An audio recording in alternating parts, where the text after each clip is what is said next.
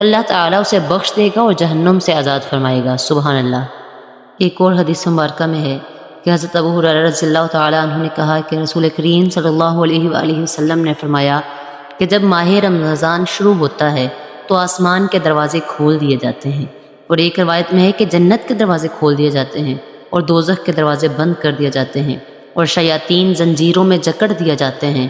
ایک اور روایت میں ہے کہ رحمت کے دروازے کھول دیے جاتے ہیں۔ سبحان اللہ۔ تو آئیے دیکھتے ہیں کہ اب یہ جو ماہ مبارک آ رہا ہے یہ رحمتوں برکتوں والا مہینہ ہے، تو اس سے فائدہ اٹھانے کے لیے، اس کی رحمتوں سے فائدہ اٹھانے کے لیے ہمیں اپنی روحانی، جسمانی اور انتظامی تیاری کیسے کرنی چاہیے۔ سب سے پہلے دیکھیں کہ روحانی تیاری کیسے کریں۔ توبہ و استغفار کریں، اپنے دل کو گناہوں سے پاک کریں تاکہ عبادت میں سکون ملے۔ حضور علیہ السلام نے ارشاد فرمایا کہ جس نے جھوٹ بولنا اور اس پر عمل کرنا نہ چھوڑا تو اللہ تعالیٰ کو اس کے بھوکا اور پیاسا رہنے کی کوئی ضرورت نہیں ہے۔ تلاوت قرآن کا معمول بنائیں، روزانہ قرآن پاک پڑھنے کی عادت ڈالیں تاکہ رمضان میں مکمل تلاوت آسان ہو جائے۔ کوشش کریں شعبان میں نفلی روزے رکھیں تاکہ رمضان کی سحری کے وقت اٹھنا اور روزہ رکھنا آسان ہو جائے۔ خواتین کوشش کریں کہ اگر پچھلے رمضان کے روزے رہتے ہیں جو قضا نہیں کیے تو ان کی فوری قضا کریں۔